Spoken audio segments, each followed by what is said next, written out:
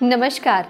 आज मैं आपको भगवान विष्णु के चौथे अवतार भगवान नरसिंह जी की व्रत कथा सुनाने जा रही हूँ। प्राचीन समय में कश्यप नाम का एक राजा था, जिसकी पत्नी का नाम दीति था। राजा कश्यप के दो पुत्र थे, एक का नाम हिरण्यकश्यप और दूसरे पुत्र का नाम हिरण्याक्ष था। हिरण्याक्ष के बुरे कर्मों और अत्याचारों से लोगों को मुक्त करने के लिए भगवान विष्णु ने उसका वध कर दिया था। तभी से हिरण्यकश्यप भगवान विष्णु को अपना शत्रु मानने लगा।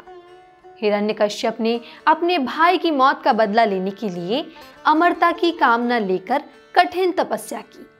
हिरण्यकश्यप की कठोर तपस्या से भगवान ब्रह्मा जी प्रसन्न हुए, जिसके बाद ब्रह्मा जी ने प्रकट होकर हिरण्यकश्यप को दर्शन दिए और वर मांगने को कहा। तभी उसने ब्रह्मा जी से अमरता का वरदान मांग लिया, लेकिन इस वरदान को देने में ब्रह्मा जी सक्षम नहीं थे। उन्होंने कोई अन्य वर मांगने के लिए कहा, जिसके बाद हिरण्यकश्यप ने एक विशेष वर मांगा, जिससे ब्रह्मा जी तथास्तु कहकर चले गए। वरदान की प्राप्ति के उपरांत हिरण्यकश्यप स्वयं को अमर मानने लगा और अपनी प्रजा को भगवान विष्णु जी की पूजा करने से रोकने लगा। कुछ दिनों बाद उसका पुत्र हुआ, जिसका नाम प्रहलाद था।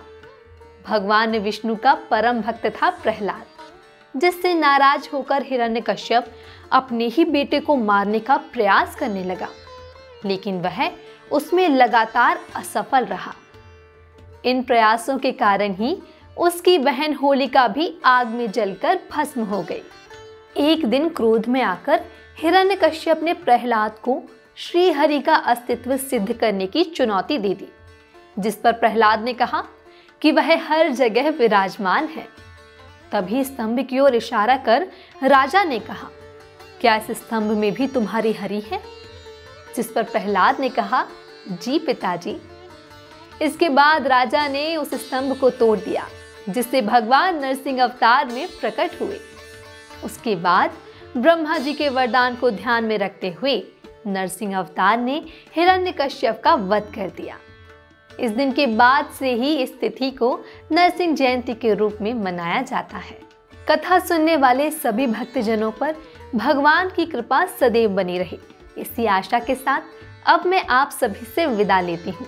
नरसिंह जयंती की पूजा विधि और इसके महत्व के बारे में जानने के लिए श्री मंदिर के ऐप पर इससे संबंधित वीडियो जरूर देखें। नमस्कार।